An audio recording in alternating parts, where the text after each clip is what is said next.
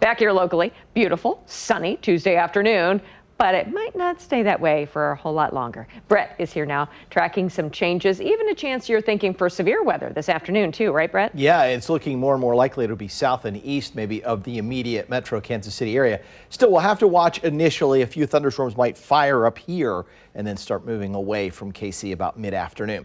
Let's take a look at Storm Track 5 live power Doppler. And what I'm looking at here, just a few light rain showers, maybe a little heavier downpour west of St. Joe. That is headed towards St. Joe and over northern Missouri. Kansas City should stay dry for about the next 2, maybe 3 hours before we start to see some scattered showers moving in. But you can see these extend out to the west along Highway 36. There it is, that little yellow. Those yellow returns would probably be more indicative of maybe a downpour between Oregon and St. Joe. And then closer to Kansas City, we look out here to the west. This is likely evaporating before it gets down to the surface. So not too concerned about that right now. Don't see much vertical development in the clouds here from our stadium camera, but looking to the west along I-70, the temperature currently sits at 73 degrees at the airport. We have south-southwest winds at 13 miles an hour, relative humidity around 64%. The barometric pressure now dropping as an area of low pressure aloft moves toward Kansas City. Later this afternoon, the temperature cools to 69 behind some showers and thunderstorms, but still at 77 in Odessa, Harrisonville, Warrensburg, Clinton, and Butler. So this should give you an idea of at 4 o'clock where most of the shower and thunderstorm activity should be. Pushing away from Kansas City, it's cooled back to 62 at Atchison at that time and 66 at Cameron, but warming back up at Maryville, meaning they're likely going back into some sunshine later on today. There it is. There's the front.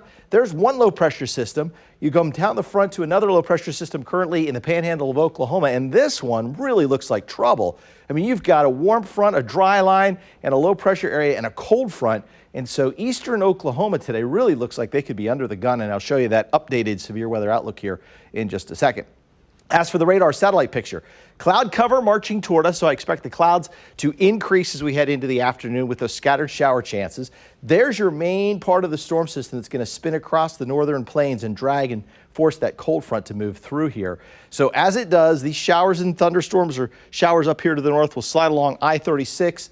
As they slowly sag to the south, I expect to see some development south and east of Kansas City, but they expanded, the Storm Prediction Center expanded the moderate or enhanced risk, I should say, of severe weather all the way up to about Columbia, Missouri to Springfield. And now they've added a moderate risk across northern Oklahoma, eastern Oklahoma, even western parts of Arkansas. And that goes all the way to the Texas border, while Kansas City now is in this marginal.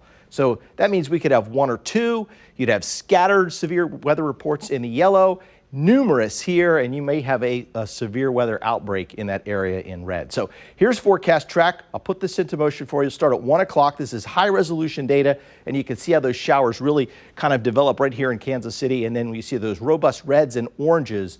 Those are the darker or stronger showers and thunderstorms. And just look at that monster down there south of Sedalia toward Benton County and east of Butler, Missouri. So it could be kind of a rough afternoon or evening for south central Missouri especially. We'll clear back out here as we head into the overnight hours tonight, but may still catch a scattered or isolated shower tonight at around 10 o'clock. So storm impacts, scattered wind gusts in excess of 60 miles an hour, mainly south and east of Kansas City. Quarter size, tail or larger, possible. Can't rule out a tornado, but overall the threat pretty low here. Security Bank 7-day forecast. So today, yellow weather alert day with an 80% chance for the showers and thunderstorms. Cooler with showers tomorrow and windy 65. Next chance of rain comes in Saturday night and maybe more so on Sunday. So the weekend still looks pretty nice, but Sunday may end up being the wetter of the 2 weekend days with highs only in the lower 70s. Carolyn? Oh, interesting. Thank you, Brett.